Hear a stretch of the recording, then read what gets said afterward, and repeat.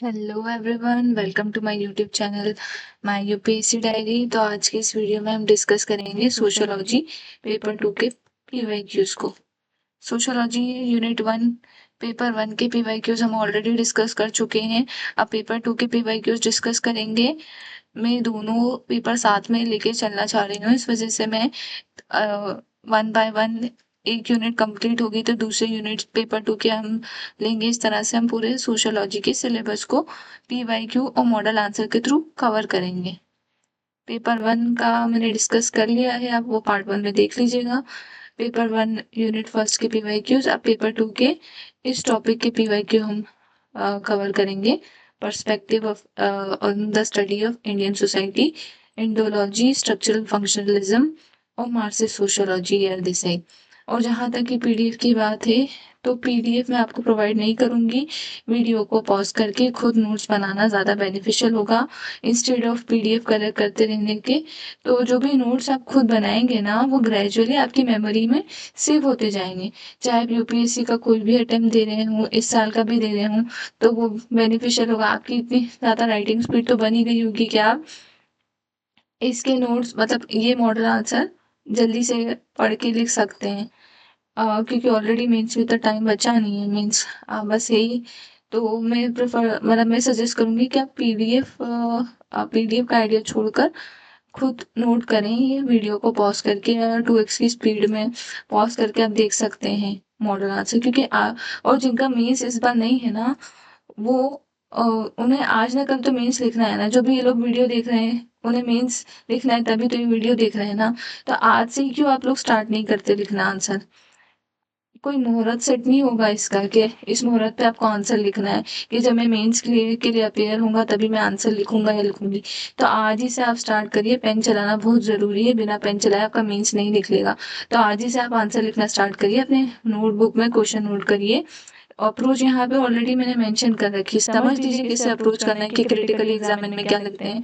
फिर उसके बाद है ना, अ, आप अपने हिसाब से अपने वर्ड्स में ये डेटा लिख सकते हैं, या तो सेम टू सेम कॉपी भी कर सकते हैं, इसे शॉर्ट करके लिख सकते हैं। क्योंकि इतना बड़ा इंट्रो नहीं लिखाएगा, इतना बड़ा इंट्रो पॉसिबल नहीं है मेंस में। मतलब है ना, प्रैक्टिकली लिखना है तो इसे थोड़ा शॉर्ट कर लीजिए। WH को मेंशन कर दिया, father of Indian sociology GS घुरे को मेंशन करके आंसर को स्टार्ट कर दिया। फिर शॉर्ट में बता रही है एंशिएंट टेक्स्ट, स्क्रिप्चर्स और एपिक्स।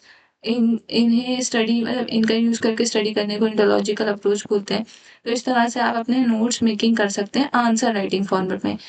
आपके आंसर्स ही आपके नोट्स होंगे। क्योंकि मेंस जब आप लिखोगे ना, तो आपके लिए पॉसिबल नहीं होगा पूरा कंटेंट रीड करना। तो बेहतर है कि आंसर राइटिंग फॉर्मेट में अपने नोट्स बनाते जाएं। जो जो मैं इस वीडियो में आपको बताती जा रही हूँ उसके नोट्स आप इसी फॉर्मेट में बनाते जाएं। अप्रोच को स्किप कर दीजिएगा, इसे लिखने की ज़रूरत नहीं है। ये आपके अंडरस्टैंडिंग के लिए बताया है मैंने कि कैसे आंसर को अप्रोच करते हैं, क्या लिखते हैं क्रिटिकल एग्जाम में, क्या क्या चीज़ें डिफाइन करनी होती है, क्या चीज़ें नहीं बतानी होती हैं। तो इससे आपको एक फॉर्मेट मिल रहा है और उसके बाद आप ये सब चीज़ें लिख सकते हैं। अभी आप देख के लिख रहे हैं, फिर आपका अंडरस्टैंडिंग डेवलप हो जाएगी। तो फिर आप है ना बिना देखे भी आराम से इसे लिख पाएंगे। और हमें पीडीएफ कलेक्टर नहीं बनना है। An number of PDF already आपके डिवाइस में सेव होगी, तो बेहतर होगा कि आप इसे अपनी मेमोरी में सेव करिए, ना कि अपने डिवाइस में सेव कर करके पीडीएफ रखें। मैं भी एक एस्पायरेंट हूँ और मुझे भी पता है पीडीएफ ये मॉडल आंसर्स हैं, इन्हें आपको याद करना ही है, इन्हें आपको लिखना है, जनरेट करना है अपने मेंस में जाकर। तो अभी से क्यों नहीं आप इसकी प्रैक्टिस करते हैं तो ज़्यादा बेहतर होगा। पीडीएफ कलेक्टर बनना से बनना नहीं है हमें, हमें आईएएस आईपीएस आईएफएस बनना है। तो आज ही से स्टार्ट करिए, पेन चलाइए, कोई सब्स्टिट्यूट नहीं है इसका।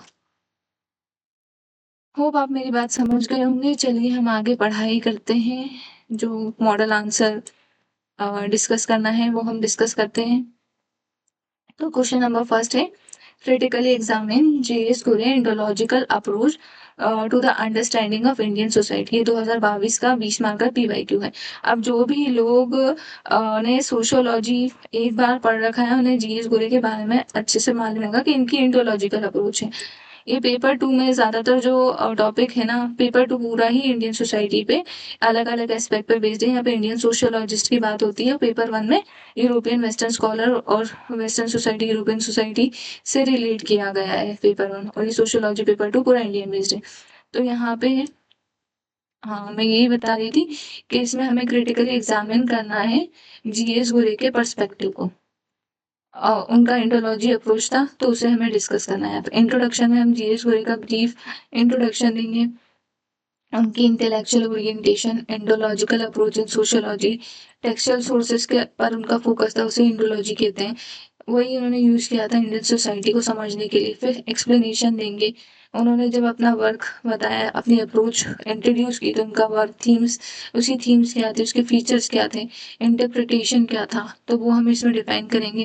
क्रिटिकली एग्जामिन में हमें स्ट्रेंथ और वीकनेस दोनों मेंशन करना होती है। जब हम लिमिटेशन दे रहे हैं तो हमें काउंटर पॉइंट्स को, आर्ग्यूमेंट्स को वैलिडेट करना होता है थिंकर के साथ, तभी वो वैलिड माना जाता है। हवा में हमें लिमिटेशन नहीं लिखना है, किसी को कोट करके बताना है कि क्यों ये इन्हें क्रिटिसाइज किया, किस बेसिस पे, उसका पर्सपेक्टिव बताना है। डेटा भी हम दे सकते हैं यहाँ पे, और बैलेंस अप्रोच देंगे। ये नहीं कि no it was not good enough, इस तरह से हम है ना कंक्लूड नहीं करेंगे, ना हम बोलेंगे इट वाज द बेस्ट। तो एक बैलेंस अप्रोच देंगे, रिलेवेंस बताकर कि हम इसे सप्लीमेंट करने की जरूरत है एम्पेरिकल अप्रोचेस के साथ। तो हम स्टार्ट करते हैं इंट्रोडक्शन से। क्रिटिकली एग्जामिन करना है जीएस गुरे के इंडोलॉजिकल अप्रोच को। तो यहाँ पे जीएस गुरे का फुल नेम यहाँ पे लिखा है मैंने। इनका ये टाइम पीरियड है। इन्हें फादर ऑफ इंडियन सोशियोलॉजी कहते हैं। ये इंडोलॉजिकल अप्रोच के पायनियर है। इन्होंने इंडोलॉजिकल अप्रोच एक तरह से इन्वेंट करी है। जीएस गुरे इंडियन सोसाइटी को समझने के लिए जो मेथड अडॉप्ट किया था, उसे हम कहते हैं इंडोलॉजिकल अप्रोच। ये पार्ट एक्सप्लेन कर रही हूँ मैं। तो इस अप्रोच में मेन फोकस था एंशिएंट टेक्स्ट, स्क्रिप्चर्स, एपिक्स और हिस्टोरिकल रिकॉर्ड का यूज करके सोसाइटी के स्ट्रक्चर और वैल्यूज को समझना। उन पे जीएस गोरे पे ब्रिटिश एंथ्रोपोलॉजिकल ट्रेडिशन और डब्ल्यूएचआर रिवर का इन्फ्लुएंस था, और उन्होंने सांस्कृतिक हेरिटेज को सोशियोलॉजी के साथ मर्ज किया था। तो ये हम इंट्रोडक्शन में बताएंगे डब्ल्यूएचआर रिवर के इन्फ्लुएंस था इनके ऊपर, ब्रिटिश एंथ्रोपोलॉजिकल ट्रेडिशंस का। अब इनके अप्रोच की डेफिनेशन, ये डेफिनेशन मैंने यहाँ पे दी इंडोलॉजिकल अप्रोच की। इंडोलॉजी बेसिकली मतलब होता है कि इंडियन सोसाइटी को स्टडी करना थ्रू लिटरेरी हिस्टोरिकल सोर्सेज से, जैसे कि वेदास, पुराणास, धर्मशास्त्र, महाभारत, रामायण, ताकि हम उसकी कल्चरल कंटिन्यूटी और इंस्टीट्यूशन को समझ सकें। फिर जीएस गोरे के काम की खास बातें, जो फीचर्स हैं, क्या होगा इनके फीचर्स, टेक्सचुअल ओरिएंटेशन, और यहाँ पे मैंने एग्जाम्पल भी डाला है। टेक्सचुअल ओरिएंटेशन में संस्कृत टेक्स्ट का use caste, family, religion study करने के लिए, और एग्जांपल में यहाँ पे caste and race in India, इनका वर्क है ये। 1932 में कास्ट के ओरिजिन को रेशियल और कल्चरल फैक्टर से लिंक किया। फिर कल्चरल हिस्टोरिकल पर्सपेक्टिव, इसे हम लिंक करेंगे मॉडर्न इंस्टीट्यूशन के साथ। कल्चरल मॉडर्न इंस्टीट्यूशन को एंशियंट रूल से कनेक्ट किया था, जैसे कि किनशिप और फैमिली को गोत्रा और परवरा डिफरेंस से समझाया था इन्होंने। फिर सोशियोलॉजी और इंडोलॉजी, ये यहाँ पे मैंने मेंशन कर दिया, गोत्रा एंड परवरा। फिर इंटीग्रेशन, ये वाला पॉइंट मैं बता दी हूँ आपको। इसमें सोशियोलॉजी इंडोलॉजी का इंटीग्रेशन था। मैक्स वेबर का इंटरप्रिटेटिव सोशियोलॉजी को टेक्सचुअल एनालिसिस के साथ इसमें कंबाइन किया गया था। फिर कल्चरल यूनिटी, कल्चरल यूनिटी पे जो फोकस था, शेयर ट्रेडिशन जैसे पिलग्रिमेज और संस्कृताइजेशन को एम्फेसाइज किया, जो इंडिया को एक कल्चरल यूनिट बनाते हैं। फिर मैंने सेकंड पार्ट में कंट्रीब्यूशन बताया, इंडोलॉजिकल अप्रोच का कंट्रीब्यूशन क्या था, इससे इसने कैसे कंट्रीब्यूट करा, ये जो वर्क था इंडोलॉजिकल अप्रोच का, जीएस गोरे का, इसका कंट्रीब्यूशन क्या था इस सोसाइटी में। तो इसमें ये था कि cultural continuity, historical revolution trace करना इजी हुआ था इससे, इनके अप्रोच की वजह से। फिर कल्चरल डेप्थ, रिलीजियस टेक्स्ट में जो एम्बेडेडनेस नॉर्म्स थे, उनकी इम्पोर्टेंस समझ में आई थी, ये सेकंड पॉइंट। फिर थर्ड पॉइंट है कि foundation for Indian sociology, later scholar जैसे AR देसाई, इरावती कार्वे को भी इंस्पायर किया था इन्होंने, इनके नेम मेंशन करना जरूरी है। फिर नेशन बिल्डिंग रोल प्री और पोस्ट इंडिपेंडेंस एरा में कल्चरल यूनिटी का पॉजिटिव विजन प्रमोट किया था इन्होंने, ये इस वाले पार्ट में। आप क्रिटिसिज्म अप्रोच, इसमें क्रिटिकल एग्जामिन में हम बता चुके हैं इनके फीचर्स के बारे में। अब इसे हमें क्रिटिसाइज करना है। जो मैंने बताया कि टेक्सचुअल एनालिसिस था इनका, तो उसी को हम बना देंगे कि टेक्स्ट सेंट्रिक बाइस था इसमें। उससे ही बन गया ये पॉइंट। तो इसमें क्या था कि text centric wise Sanskrit text पर ज़्यादा भरोसा और ओरल ट्रेडिशन और सबल्टन वॉइस इग्नोर हो गई थी इससे। एम.एच. श्रीनिवास ने बोला कि रूरल इंडिया की रियलिटी इसमें मिसिंग है। तो यहाँ पे हम एम.एच. श्रीनिवास को कोट करके बता सकते हैं कि इंडोलॉजी ने रियलिटी जो थी रूरल इंडिया की उसको इग्नोर कर दिया था। फिर एलिट सेंट्रिक व्यू इसमें क्या था कि अपर कास्ट पर्सपेक्टिव डोमिनेट करता है और मार्जिनलाइज कास्ट को का जो एक्सपीरियंस था वो मिस होता है इसमें। इसमें गेल अम्बेड ने बताया कि जो दलित असर्शन है उसको उस एस्पेक्ट को हाईलाइट किया था। इस एस्पेक्ट को हाईलाइट किया था गेल अम्बेड ने। ये दलित स्कॉलर थे, इनका फोकस था इनको मेंशन करना है इस टॉपिक पे। फिर नेग्लेक्ट ऑफ सोशल चेंज में ट्रेडिशंस पर ज़्यादा फोकस। पोस्ट इंडिपेंडेंस चेंजेस जैसे कि अर्बनाइजेशन इंडस्ट्रियलाइजेशन का एनालिसिस कम था। फिर स्टेटिक व्यू ऑफ कल्चर ये बता दिया मैंने।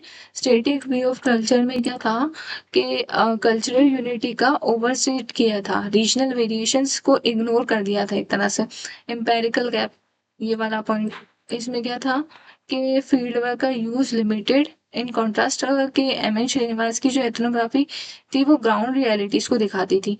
तो ये एम्पेरिकल गैप बता सकते हैं। ओरिएंटलिस्ट का इन्फ्लुएंस था, कॉलोनियल लेगेसी से रेजोनेटेड थे कुछ जो वर्क थे इनके, जो एक तरह से हेगोमेनिक नरेटिव्स को बताया करते थे।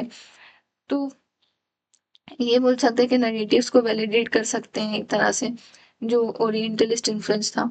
बैलेंस्ड इवोल्यूशन में बताएंगे हम कि सो ओवरऑल देखा जाए तो ये पार्ट में डिस्क्राइब कर रही हूँ। तो ओवरऑल देखा जाए तो गोरे का जो इंडोलॉजिकल अप्रोच इंडियन सोशियोलॉजी को एक स्ट्रॉन्ग फाउंडेशन देता है। लेकिन आज के टाइम में स्कॉलर एक हाइब्रिड मेथड यूज करते हैं, टेक्सचुअल एनालिसिस प्लस एथनोग्राफी, जैसे कि जेपीएस ओबरॉय और टी.एन. मदन, ताकि एक बैलेंस पिक्चर सामने आए और ये अब भी रिलेवेंट है हेरिटेज स्टडी में, कल्चरल स्टडीज में और सिविलाइजेशनल कंटिन्यूटी समझने के लिए। अब कंक्लूजन में हम क्या बताएंगे?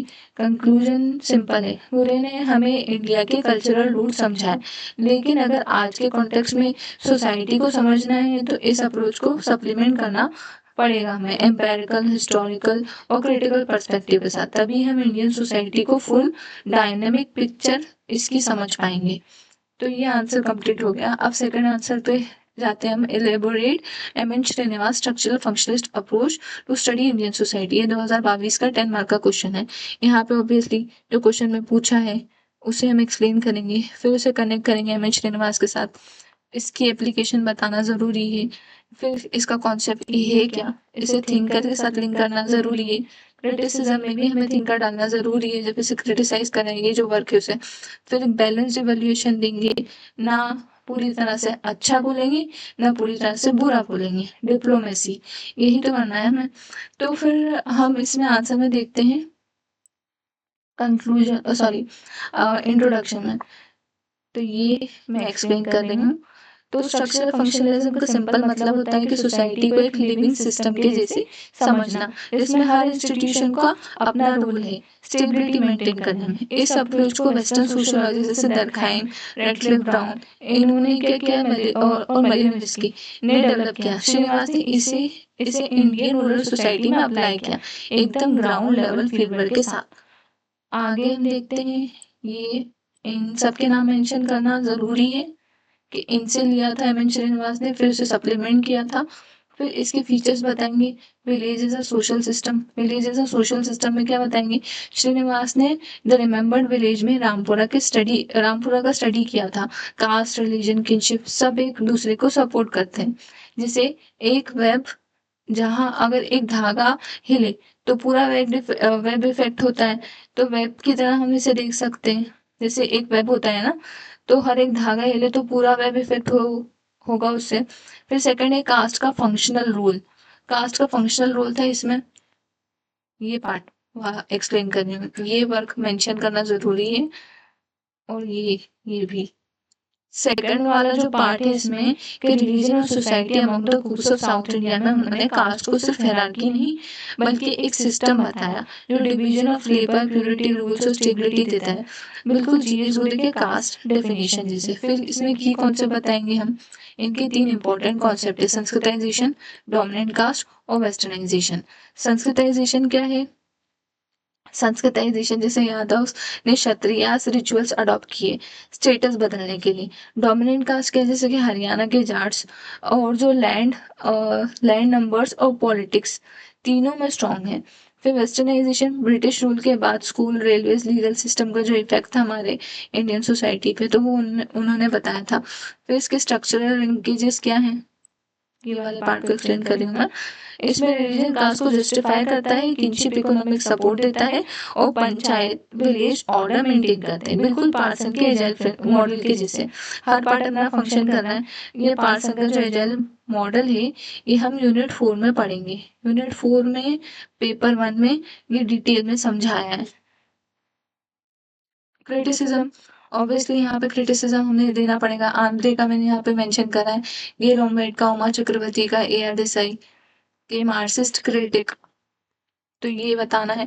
क्रिटिसिज्म में क्या है कि स्टेटिक वाइज, फर्स्ट पॉइंट में बता रही हूँ, static wise change of conflict को कम इम्पोर्टेंस दी थी। इसे आंध्रे को यहाँ पे मेंशन करके ये आंध्रे की ऑब्जर्वेशन थी। फिर पावर ब्लाइंडनेस, कास्ट एक्सप्लॉयटेशन और जेंडर इक्वालिटी इग्नोर की। गेल ऑमवेड और उमा चक्रवर्ती को कोट करते हुए बताना है ये। विलेज सेंट्रिक, अर्बनाइजेशन, माइग्रेशन जैसे फैक्टर मिस हुए थे। या दिशा का मार्क्सिस्ट क्रिटिक, ये हम बता सकते हैं। Over emphasis on consensus politics और इनइक्वालिटी का रोल अंडर प्लेड किया था। फिर कंक्लूजन में हम बताएंगे, ये पार्ट एक्सप्लेन कर रही हूँ। कंक्लूजन में हम बताएंगे कि श्रीनिवास का काम हमें एक क्लियरनेस देता है समझने के लिए। गांव के कास्ट, किनशिप, रिलीजन एक सिस्टम के जैसे काम करते हैं। हाँ, उनका मॉडल हर चीज एक्सप्लेन नहीं करता, लेकिन यूपीएससी के लिए उनके कॉन्सेप्ट जैसे संस्कृताइजेशन और डोमिनेंट कास्ट एक गोल्ड माइन की तरह है। बस याद रखो कि फंक्शनलिज्म के साथ क्रिटिकल व्यू लिखना मार्क्स लाएगा, तो क्रिटिकल व्यू लिखना बहुत जरूरी है। ये हमें एक्सप्लेन करना है इंडियन सोसाइटी कॉन्टेक्स्ट में संस्कृताइजेशन के साथ लिमिटेशन, एक बैलेंस अप्रोच। अब नेक्स्ट क्वेश्चन देखते हैं, ARSA perspective study of Indian society. इसे इलेबोरेट करना है हमें। इलेबोरेट में जो स्ट्रक्चर ऊपर फॉलो करा था सेम हम उस टाइप के स्ट्रक्चर यहाँ पे भी बता सकते हैं। कैसे बताएंगे? ARSA का perspective, Marxist approach. ARSA Marxist approach के पायनियर थे। मेंशन करेंगे हिस्टोरिकल मटेरियलिज्म। जब मार्क्सिस्ट की बात आती है तो हिस्टोरिकल मटेरियलिज्म तो आएगा। कार्ल मार्क्स आपने पेपर 1 में पढ़ा होगा, historical materialism contribution of the critic of political economy, तो वो उसमें मेंशन किया है यूनिट 4 में, सोशियोलॉजी पेपर 1 में, थिंकर वाला जो चैप्टर है। फिर है हिस्टोरिकल मटेरियल्स एंड लेंस से हम बताएंगे कैसे मोड ऑफ प्रोडक्शन सोसाइटी को शेप करता है। कार्ल मार्क्स का इन्फ्लुएंस है, मार्क्सिस्ट तो कार्ल मार्क्स ही होगा ना। मार्क्सिस्ट कार्ल मार्क्स के फॉलोवर, मतलब जो कार्ल मार्क्स को की थ्योरीज को फॉलो करने वाले थिंकर्स हैं उन्हें मार्क्सिस्ट बोलते हैं। फिर है कॉलोनियलिज्म और इकोनॉमिक ट्रांसफॉर्मेशन, ब्रिटिश कैपिटलिज्म का इम्पैक्ट, लेनिन इन्फ्लुएंस, क्योंकि इकोनॉमिक सेंस में बात करें तो ब्रिटिश कैपिटलिज्म तो आएगा ही ना, क्योंकि इस तरह ब्रिटिशर्स ने हमारी इकोनॉमी को पूरी तरह से तबाह कर दिया था जब ये लोग आए थे। तो कॉलोनियलिज्म का इम्पैक्ट बताएंगे इंडियन सोसाइटी के सेंस। फिर nationalism as a class phenomena, क्योंकि जो बात करते हैं हैव्स की, इन्हें हैव्स बोलते हैं। बॉर्जियोस, जो भी इसका प्रोनाउंसिएशन है। तो leadership of the freedom movement in, मतलब हैव्स ने रिवोल्ट किया, मतलब हमारे फ्रीडम फाइटर्स ने, तभी हमें इंडिपेंडेंस मिली। Agrarian relation, semi feudalism, peasant struggle, इसका भी बड़ा रोल है क्लास और रिलेशन को बताने में। Urban industrial structure, working class exploitation, thinker और एग्जाम्पल से रिलेट करेंगे। इन सब का मेंशन करना है, यहाँ पे मैंने बताया है। जी फ्रैंक का the Engels, Lenin, Karl Marx, permanent settlement, Bombay textile mill, Telangana, ये सब ये मैंने अप्रोच बताई, ये आंसर नहीं है। इकोनॉमिक क्रिटिसिज्म, इकोनॉमिक रिडक्शनिज्म, क्योंकि सिर्फ एक ही जगह फोकस कर लिया तो इसलिए इकोनॉमिक रिडक्शनिज्म बोल रहा है। Neglect of caste, religion, limited field work, ये लिमिटेड फील्ड वर्क और नेग्लेक्ट ऑफ कास्ट रिलीजन, ये बहुत ज़्यादा कॉमन क्रिटिसिज्म है। तो अगर आपको कुछ क्रिटिसिज्म याद नहीं आ रहा है तो आप अपने पेपर में neglect of this factor and limited field work, armchair theory, इस तरह के क्रिटिसिज्म डाल सकते हैं अगर कुछ याद नहीं आ रहा है। बाकी वाइजली डालिएगा, मैं इसे रैंडमली नहीं बोल रही हूँ। समराइज कंट्रीब्यूशन, मतलब समराइज करेंगे। कंक्लूजन में हम historical, structural, class based analysis Indian society को एक्सप्लेन करते हुए बैलेंस अप्रोच के साथ इसे कंक्लूड कर देंगे। क्वेश्चन ये था हमारा, ARDSI के perspective study of Indian society को हमें एलिबरेट करना है। ये कितने मार्क का क्वेश्चन है? 10 मार्क का क्वेश्चन है। तो ये हमारा इंट्रोडक्शन है। तो आपने कभी सोचा है कि कॉलोनियल रूल ने सिर्फ इकोनॉमी ही नहीं बल्कि पूरी सोसाइटी को कैसे बदल दिया? ARDSI ने इस बात को डिटेल में बताया था, और वो भी हिस्टोरिकल मटेरियलिज्म के थ्रू। तो ये हम देखेंगे कि कैसे बताया था इन्होंने। यहाँ पे इन्हें मेंशन कर सकते हैं कॉलोनियल क्रिटिक के थे ना, by Lenin, theory of imperialism और RP दत्त को। ऐसे मैंने ये बताया, मार्क्सिस्ट सोशियोलॉजिस्ट ने सोसाइटी को हिस्टोरिकल मटेरियलिज्म के थ्रू एनालाइज किया, और इकोनॉमिक बेस से इन्होंने अपने आर्ग्यूमेंट्स रखे थे पॉलिटिकल, सोशल, कल्चरल की, जो लेनिन, थ्योरी ऑफ इम्पीरियलिज्म और RP दत्त के कॉलोनियल क्रिटिक के साथ इन्फ्लुएंस थे। तो ये अभी जो मैंने बताया था ना, तो वही इससे रिलेट कर रहा है। Historical materialist sense, first point, historical materialist sense, Desai Karl Marx से काफी इन्फ्लुएंस थे। कार्ल मार्क्स क्या कहते थे कि मोड ऑफ प्रोडक्शन, यानी कैसे चीजें प्रोड्यूस होती हैं, वो सोसाइटी को, सारे इंस्टीट्यूशन को शेप करती हैं। देसाई ने यही अप्लाई किया था इंडिया पे। प्री कॉलोनियल फ्यूडल सिस्टम से हमें कॉलोनियल कैपिटलिज्म में शिफ्ट किया गया। एग्जाम्पल ले लो परमानेंट सेटलमेंट का, ब्रिटिश के जमींदार क्रिएट किए, जैसे यूरोप में इंक्लोजर का टाइम हुआ था ना, तो वो हम बता सकते हैं इंक्लोजर के टाइम जो थे, यहाँ परमानेंट सेटलमेंट था हमारे देश में, रेतवारी, इससे लैंडलॉर्ड क्लास बनी थी। फिर colonialism as an economic transformation, second answer. इसमें क्या था कि देसाई ने लेनिन के इंपीरियलिज्म वाले थ्योरी को फॉलो किया। इसमें कहा गया कि कॉलोनियलिज्म कैपिटलिस्ट एक्सप्लॉयटेशन का एक्सटेंशन है। ब्रिटिश ने इंडिया में रेलवे स्पोर्ट्स बनाए, पर हमारे फायदे के लिए नहीं थे वो, बल्कि वो अपने रिसोर्सेज एक्सट्रैक्ट करने के लिए भर के ले गया ऐसे सामान। विलेजेस इकोनॉमी टूट गई इससे, और इंडिया ग्लोबल कैपिटलिस्ट मार्केट के का पार्ट बन गया। हम बस हमें उस तरह से मतलब रॉ मटेरियल का मार्केट बना दिया था उन लोगों ने। तो ये हम बता सकते हैं यहाँ एग्जाम्पल में, एक्सट्रैक्ट करने के लिए रिसोर्सेज। दादा भाई नारोजी को भी डाल सकते हैं, लेकिन वो तो फिर मॉडल मतलब मॉडर्न हिस्ट्री का पार्ट हो जाएगा। सोशियोलॉजिकल एंगल से लिख रहे हैं तो फिर स्टिक टू द पॉइंट रहे तो ज़्यादा अच्छा होगा। रेलवेज और पोर्ट्स वाला पॉइंट। फिर है nationalism as a class phenomena. इसमें क्या था कि ये मार्क्स के व्यू से इन्फ्लुएंस थे। जो मार्क्स ने बोला था हैज और हैव नॉट का revolution haves, view of burghers revolutions. हाँ, तो देसाई ने आर्ग्यू किया था इसमें। हाँ, थर्ड पॉइंट बता रही हूँ ना मैं। देसाई का पॉइंट ये था कि इंडियन फ्रीडम मूवमेंट का मेन लीडरशिप हैव्स मतलब जो वर्गों के हाथ में है। यानी एक कैपिटलिस्ट क्लास को एक कैपिटलिस्ट क्लास जो अपने इंटरेस्ट प्रोटेक्ट कर रही थी, इसलिए इंडिपेंडेंस के बाद इंडस्ट्रियल पॉलिसीज भी बिग बिजनेस के को फेवर करती थी।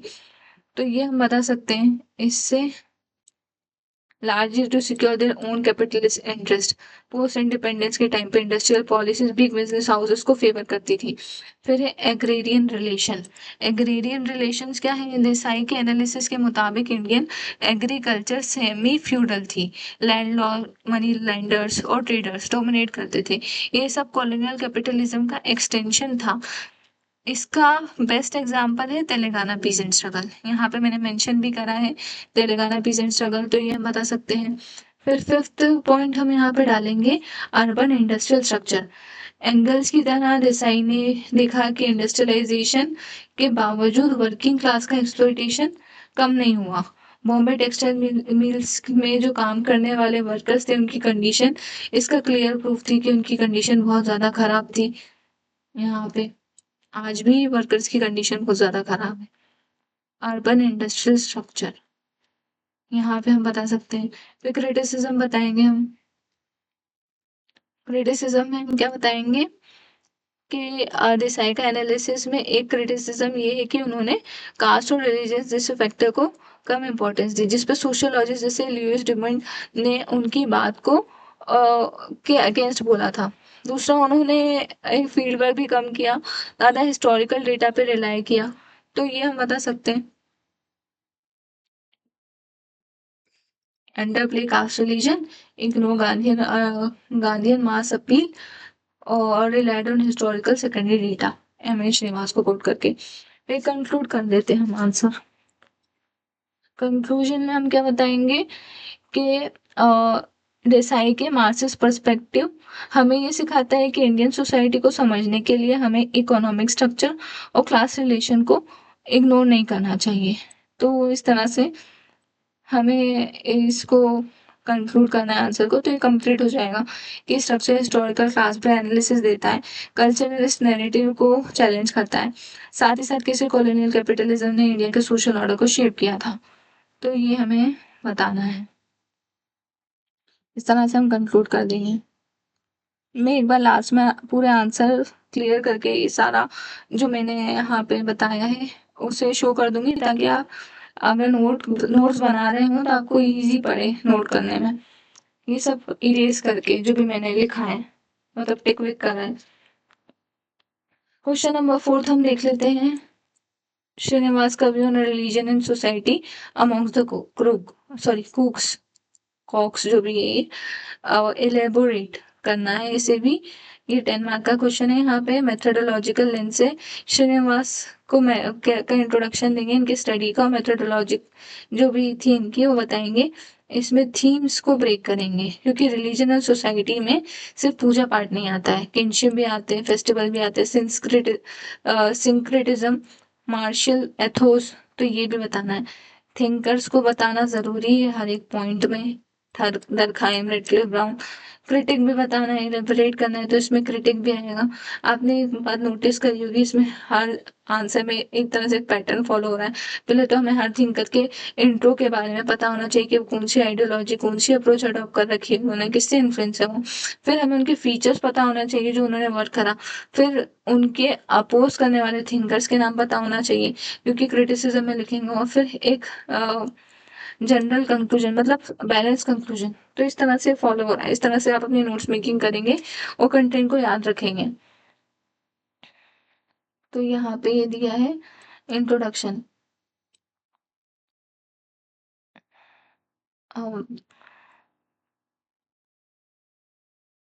ठीक है, इंट्रोडक्शन में हमें बताना है M N. Srinivas religion in society among the Coorgs. इन्होंने जो साउथ इंडिया के जो कुक्स लोग थे ना, उन पे स्टडी किया था, इसलिए, और वो भी एक स्पेसिफिक एस्पेक्ट पे, रिलीजन एंड सोसाइटी पे। और स्ट्रक्चरलिस्ट फंक्शनलिस्ट अप्रोच अडॉप्ट करके एथनोग्राफिक स्टडी करी थी कि कैसे रिलीजन इंटीग्रेट करता है और शेप करता है सोशल ऑर्डर को,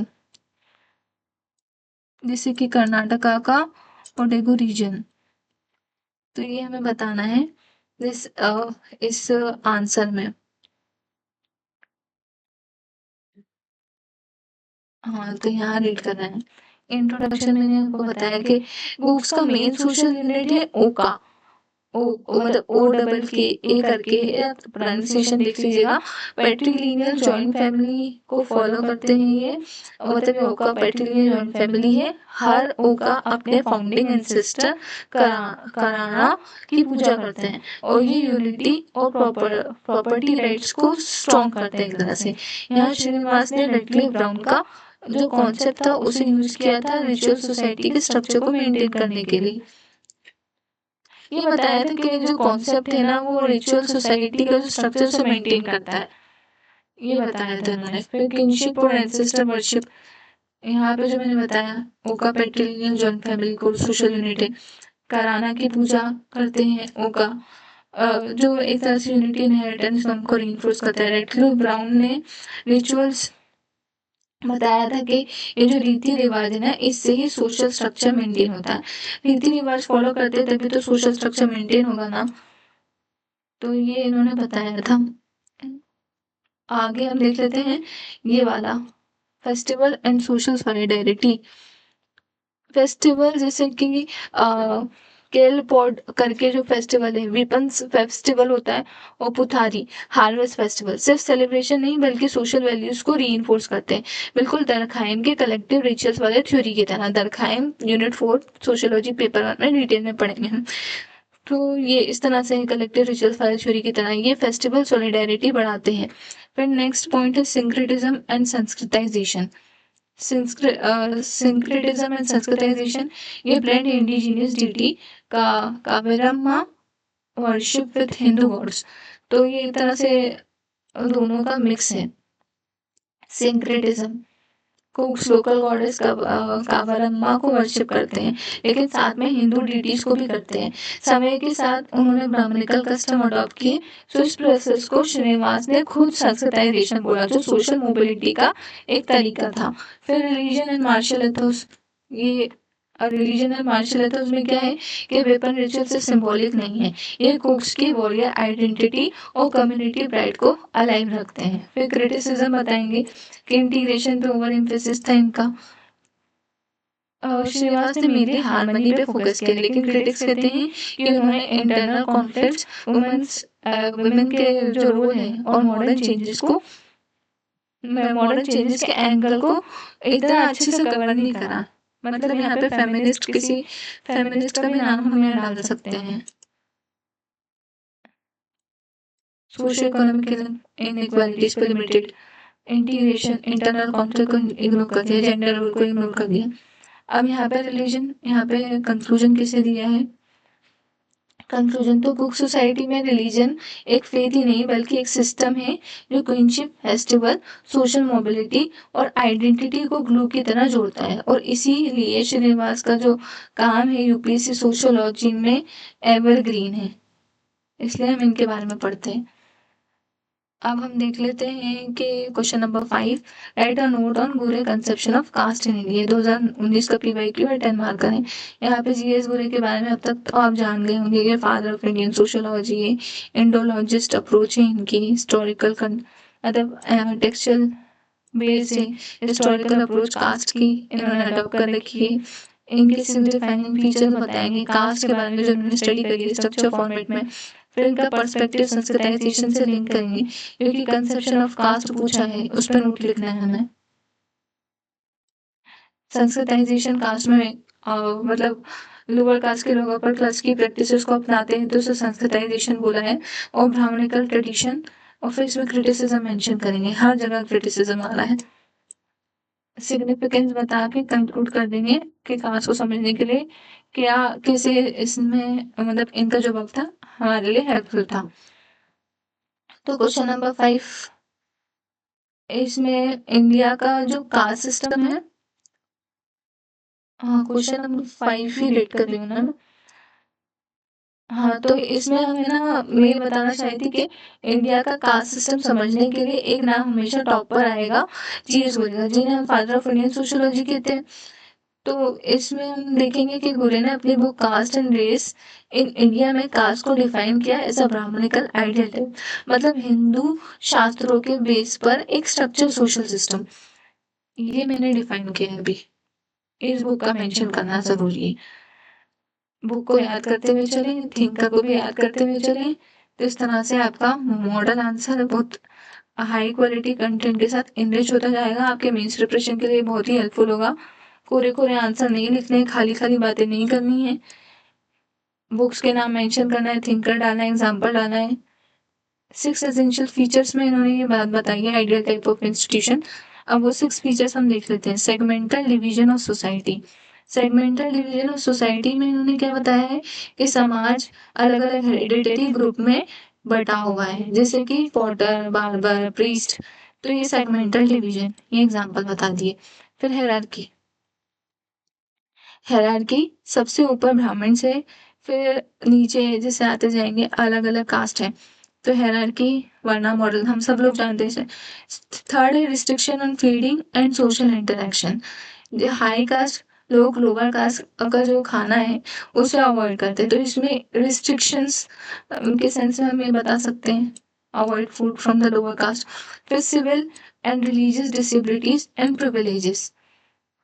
इसमें कुछ कास्ट को मंदिर एंट्री अलाउ नहीं है, और मतलब कुछ को है और कुछ को नहीं है। तो इसमें हम बता सकते हैं, सब जानते हैं, वेयरिंग ऑर्नामेंट्स और यूजिंग वेल्स, हिस्टोरिकल डिस्क्रिमिनेशन है ये तो। और फिर एंडोगैमी, अपनी ही जाति में शादी होगी। इंटरकास्ट मैरिजेस रेयरली होंगी। सोशली डिसअप्रूव्ड है, एक एक जाति का पर्सन उसी की जाति में शादी करेगा, दूसरे की जाति में शादी नहीं करेगा, ये एंडोगैमी होती है। फिर ऑक्यूपेशनल हेरिडिटरी, ऑक्यूपेशनल हेरिडिटरी काम के डिस्ट्रीब्यूशन कास्ट के हिसाब से होता है, तो ये उन्होंने बताया था। फिर इनका जो पर्सपेक्टिव था, हिज पर्सपेक्टिव, इसमें हम क्या बताएंगे कि गोरे के अकॉर्डिंग कास्ट का जो रूट है ना वो ब्राह्मणिकल वैल्यूज में है। उन्होंने संस्कृताइजेशन का आइडिया भी सपोर्ट किया, जिसमें लोअर कास्ट अपने कस्टम चेंज करके अपर कास्ट के नॉर्म्स अडॉप्ट करते हैं। तो ये इनका पर्सपेक्टिव था। एजुकेशन अर्बनाइजेशन के थ्रू भी कर सकते हैं हम, सिर्फ ये प्रैक्टिस एजुकेशन अर्बनाइजेशन। क्रिटिसिज्म में हिंदू ब्राह्मणिकल मॉडल पे ज़्यादा एम्फेसाइज कर दिया था इन्होंने। Regional tribal non Hindu variations, इन्हें इग्नोर कर दिया। कॉलोनियलिज्म के रोल को, कैपिटलिज्म के रोल को इग्नोर कर दिया कास्ट को ट्रांसफॉर्म करने में, इसका बड़ा रोल है। फिर एम एन श्रीनिवास ने क्रिटिसाइज किया है इन्हें, जीएस गोरे को। जो फंक्शनल एस्पेक्ट थे ना उसको इन्होंने इग्नोर कर दिया था, उसके लिए भी इन्हें क्रिटिसाइज किया गया है एम एन श्रीनिवास के द्वारा। तो ये मैंने बता दिया। हाँ, तो क्रिटिक्स कहते हैं कि गोरे का ज़्यादा, ये मैंने बता दिया कि ब्राह्मणिकल मॉडल पे फोकस करते हैं, रीजनल नॉन हिंदू वेरिएशन को इग्नोर किया। एम एन श्रीनिवास ने बोला कि उन्होंने कास्ट के फंक्शनल एक्सपेक्ट पे कम ध्यान दिया, तो ये बता चुकी हूँ मैं। कंक्लूजन में हम बताएंगे, कंक्लूजन में कि गोरे का जो 6 पॉइंट फ्रेमवर्क है ना आज भी सोशियोलॉजी के मतलब एक सॉलिड बेस बनाता है। अगर कास्ट का शॉर्ट क्रिस्प डेफिनेशन चाहिए तो जो गोरे का जो मॉडल है ना परफेक्ट है, जो 6 मॉडल मैंने बताया। इंडियन सोशियोलॉजी में इसका आज भी यूज होता है। इस तरह से हम बता सकते हैं, इसे कंक्लूड कर देंगे। और सो दोस्तों, फिर आज की वीडियो में बस इतना ही। नेक्स्ट वीडियो में हम बाकी के जो पीवाईक्यूज हैं वो कवर करेंगे। और अगर आपको मेरा वीडियो पसंद आया है तो चैनल को लाइक और सब्सक्राइब और शेयर ज़रूर करिएगा, भूल मत जाइएगा। मैं एक बार शो कर देती हूँ ये कंटेंट, ताकि अगर आपको नोट्स बनाने हो तो आप अच्छे से इसे नोट कर लें। क्लियर करके एक बार शो कर देती हूँ जो भी मैंने यहाँ लिखा है।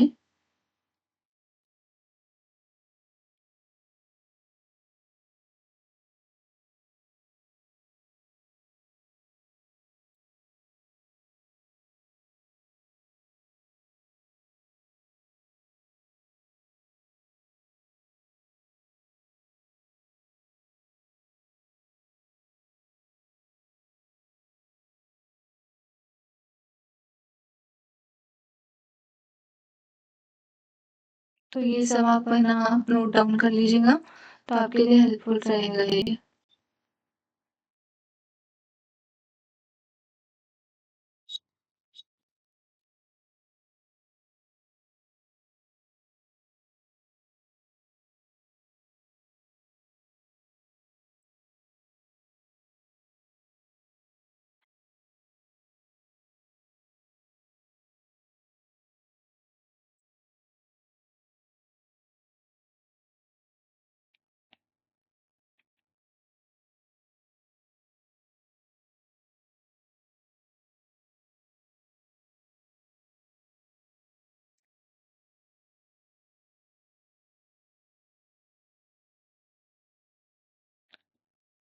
आप साइड बाय साइड नोट्स बनाते चलेंगे तो आपको बहुत मतलब हेल्पफुल रहेगा, ये बर्डन नहीं होगा।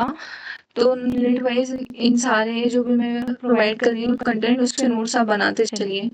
मैंने लेटेस्ट एग्जांपल और सब कुछ इसमें डाला है, थिंकर्स, इसमें सब कुछ है। इनरिच कंटेंट मतलब वैल्यू एडिशन करके ही मैंने प्रोवाइड करा है डेटा। अपने अकॉर्डिंग भी आप इसमें चेंजेस कर सकते हैं। एक रफ आइडिया दिया है कि कैसे आप अपने आंसर को अप्रोच करेंगे सोशियोलॉजी में। क्योंकि हम कई बार पढ़ते हैं हमें समझ नहीं आता कि सोशियोलॉजी के आंसर कैसे लिखना है, क्या डालना है, क्या नहीं डालना है।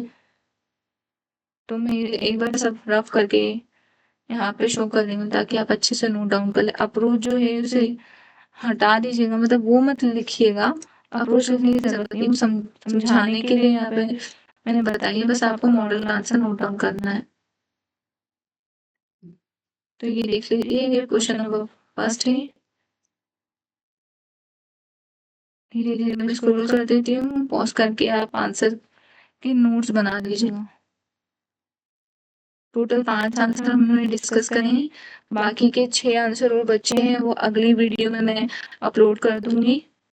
तो ये आपका यूनिट कंप्लीट हो जाएगा। मतलब यूनिट नहीं, ये जो 3 थिंकर्स हैं, जीएस गोरे, मंजरी नवाज, सीआर देसाई, इनसे रिलेटेड जो भी क्वेश्चन है वो सारे कवर हो जाएंगे।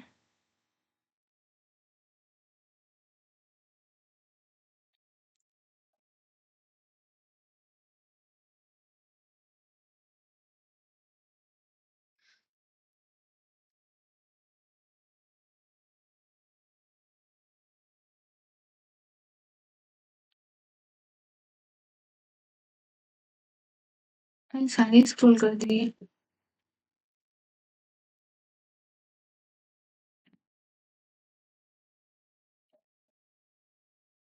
फिर यहाँ तक करना है।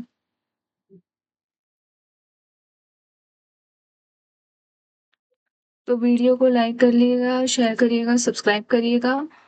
ये सब्सक्राइब करना, लाइक करना मत भूलिएगा। Thank you for your time and patience.